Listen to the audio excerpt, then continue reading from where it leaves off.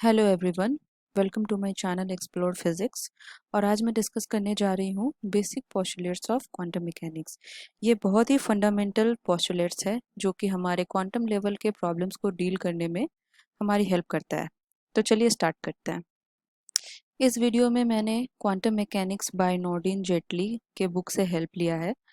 तो चलिए देखते हैं। According to classical mechanics, the state of a particle is specified at any time t by two fundamental dynamical variables, the position and the momentum. तो हम ये जानते हैं कि हमारे पास अगर ये दो फंडामेंटल वेरिएबल्स है तो हम कोई भी फॉर्मूला निकाल सकते हैं, हम कोई भी क्वांटिटी को ऑब्जर्व कर सकते हैं।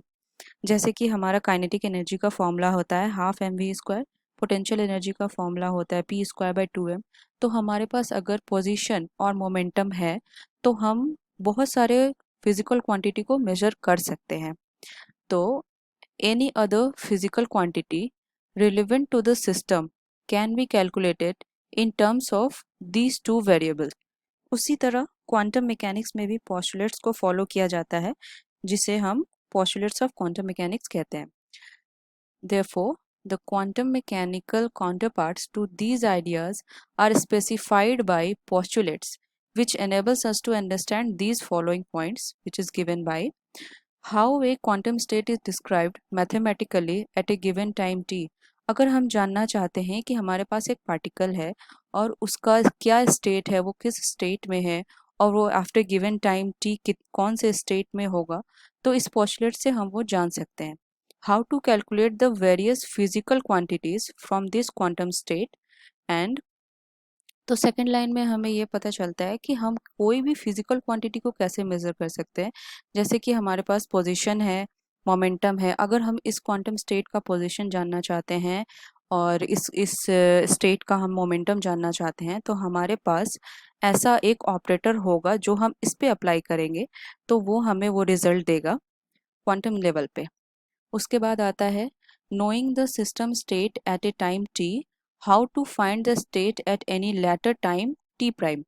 अगर हम टी, ये जो क्वांटम पार्टिकल है इसको हम टी टी पे मेजर किए हैं तो हम ये जानना चाहेंगे कि आगे टी प्राइम पे इसका क्या स्टेट होगा, कौन से स्टेट में ये पाया जाएगा, इसका मोमेंटम क्या होगा, इसका पोजीशन क्या होगा।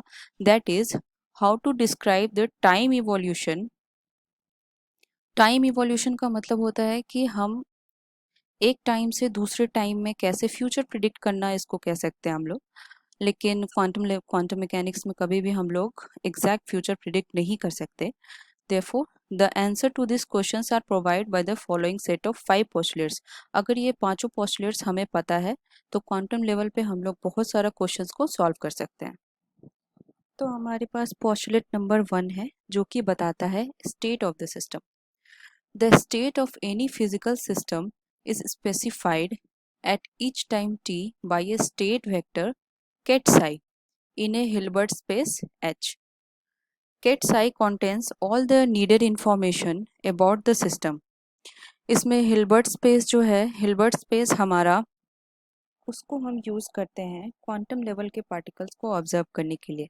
Hilbert space are usually applied in the context of infinitely dimensional vector spaces और infinite number of dimensions। Hilbert space में है उसमें इन्फिनाइट नंबर ऑफ डायमेंशंस होता है, लेकिन यूक्लिडियन स्पेस जो क्लासिकल लेवल पे हम लोग मेजर करते हैं जैसे कि एक्स वाई जेड, उसमें 3 डायमेंशनल स्पेस होता है। पर हिल्बर्ट स्पेस में हमारे पास इन्फिनाइट नंबर ऑफ डायमेंशंस होता है। ये स्टेट वेक्टर केट साई जो है इसके पास एक स्टेट का सारा इंफॉर्मेशन होता है। जैसे कि ये एक स्टेट है, इसका सारा इंफॉर्मेशन इस केट साई के पास है। जैसे कि हमारे पेरेंट्स के पास हमारा सारा इंफॉर्मेशन होता है, उसी प्रकार इस केट साई के पास इस सिस्टम का सारा इंफॉर्मेशन होता है। तो हमें कुछ भी चाहिए होता है तो हम इसी से मांगेंगे। Therefore any superpositions of state vector is also a state vector. यहाँ पर zero state ground level state energy को डिफाइन कर रहा है। यहाँ पे ये फर्स्ट एक्साइटेड स्टेट है तो इस सब का जो सम होगा वो भी स्टेट वेक्टर्स होगा। Any superpositions of the state vectors is also a state vector. State vector को हम लोग आइगन स्टेट भी बोल सकते हैं।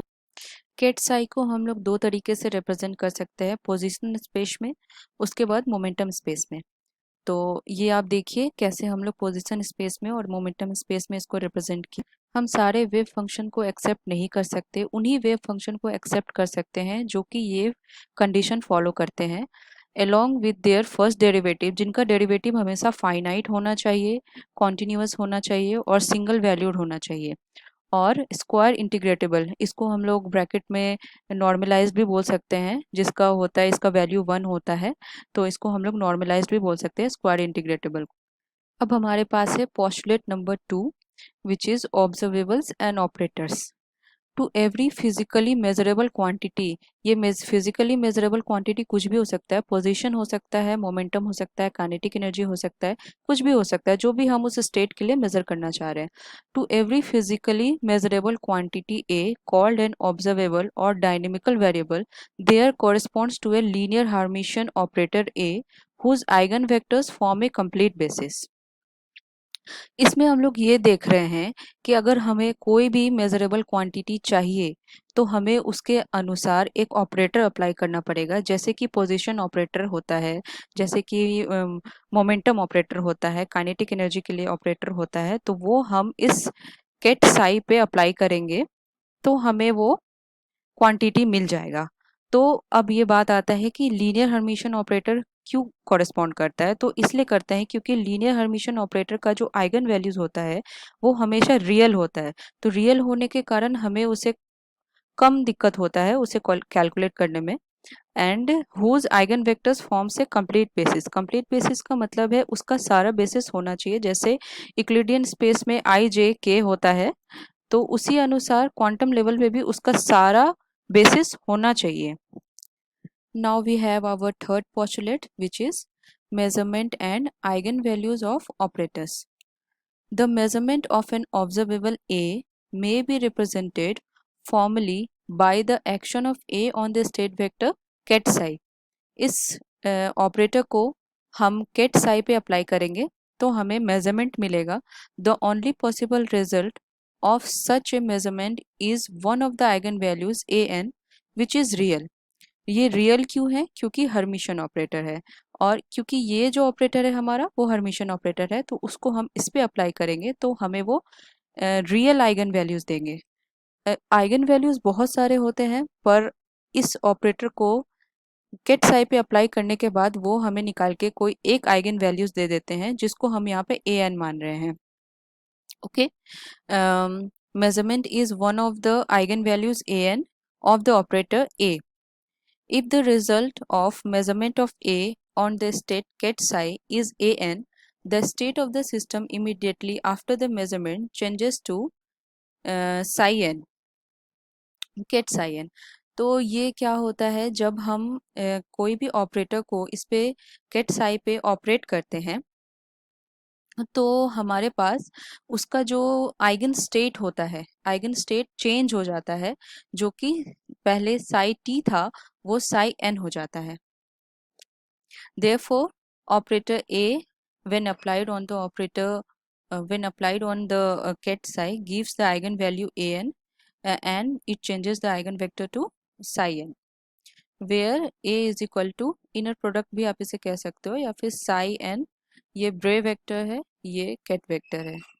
an is the component of psi t when projected onto the eigenvector psi n। Postulate number 4, probabilistic outcome of measurements. When measuring an observable A of a system in a state ket psi, the probability of obtaining eigenvalues an of the corresponding operator is given by, ये हमारे पास formula है जो हमें बता देगा कि क्या probability है कि हमें यही आइगन वैल्यू मिलेंगे जब हम इस ऑब्जर्वेबल को इस पे अप्लाई करेंगे जो हमें चाहिए। ये ए है जो हम मेज़र करना चाहते हैं, जिसको हम केट साई पे अप्लाई करेंगे तो हमें ये आइगन वैल्यू मिलेगा। तो क्या प्रोबेबिलिटी है कि हमें ये आइगन वैल्यू मिले, तो हमारे पास ये फॉर्मूला है P N is equal to inner product of psi N and psi to the power whole square and normalisation condition नीचे, जो इसको सेटिस्फाई हम लोग करने के बाद इक्वल टू 1 हो जाता है। तो शॉर्ट फॉर्म में हम लोग an जो है हमारा आइगन वैल्यूज़ है।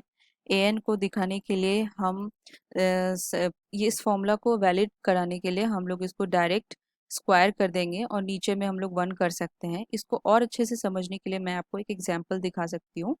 Consider a system whose state is given in terms of the three vectors phi1 phi2 phi3 get phi1 get phi2 get phi3 और psi का वैल्यू हमें दिया गया है, तो हमें फाइंड करना है the probability of finding a system in any one of the states phi1 phi2 phi3 and verify that the total probability is equal to 1. The probability of finding a particle phi1 is given by, हम वही पीछे जो formula देखे हैं उसको apply करेंगे। p1 is equal to, यहाँ पे n था तो n की जगह पे हम 1 डालेंगे क्योंकि हमें फर्स्ट स्टेट का निकालना है, तो उसको हमारा सारा वैल्यू डालेंगे। उसके बाद यहाँ पे हम देखते हैं कि ये नॉर्मलाइज्ड है, therefore this is equal to 1 और ये हमारा 1 हो जाएगा, ये हमारा 0 हो जाएगा क्योंकि ऑर्थोनॉर्मल है, तो हमारे पास वैल्यू आ जाएगा 1/3। उसी तरह P1 निकल गया, P2 P3 निकालेंगे जो कि हमारा probability of finding the system in the state phi2 and phi3।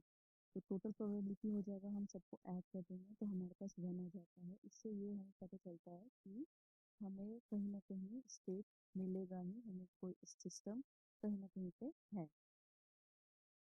The act of measurement changes the state from ket psi to ket psi n। और हमारा लास्ट पोस्टुलेट है time evolution of A system. The time evolution of a state vector ket psi of a system is governed by the time dependent Schrodinger equation। Time dependent Schrodinger equation जो है, अगर हमारा state जो है वो t time पे है और हमें चाहिए कि आफ्टर टाइम t प्राइम उस स्टेट का क्या पोजीशन होगा, क्या मोमेंटम होगा, तो हम वो टाइम डिपेंडेंट श्रोडिंगर इक्वेशन से निकाल सकते हैं, जैसे कि हम लोग क्लासिकल मैकेनिक्स में न्यूटोनियन मैकेनिक्स से निकालते हैं। इस इक्वेशन में ये जितना भी पार्ट है ये हमारा total energy of the system है, जिसको कि हम लोग हैमिल्टोनियन H से रिप्रेजेंट करते हैं, where H is the Hamiltonian operator corresponding to the total energy of the system, जिसमें कि हम जानते हैं कि हैमिल्टोनियन क्या होता है, kinetic energy plus potential energy equal to total energy. तो ये जो है वो हमारा काइनेटिक एनर्जी है और ये हमारा पोटेंशियल एनर्जी है। तो टोटल एनर्जी जो हो जाएगा हमारा, उसको हमने हैमिल्टोनियन बोला है। तो ये हमारा श्रोडिंगर इक्वेशन है जिससे कि हम लोग time evolution of A state vector निकाल सकते हैं। Now these postulates fall into two categories. The first four describe the system eight A given time. हमारा जो 4 पोस्टुलेट है वो हमारा स्टेट बताएगा, वो सारा सिस्टम का गिवन टाइम में स्टेट बताएगा, पोजीशन बताएगा, सब कुछ बताएगा। And the fifth shows how the descriptive evolves in time. After time t हमारे पास क्या है, वो क्वांटम स्टेट का पार्टिकल कौन से जगह पे होगा, कौन सा मोमेंटम वो शो करेगा। तो ये थे हमारे 5 पोस्टुलेट जो कि किसी भी फिजिकल क्वांटिटी को क्वांटम लेवल पे मेज़र करने के लिए हमारी हेल्प करता है। Thank you so much for watching.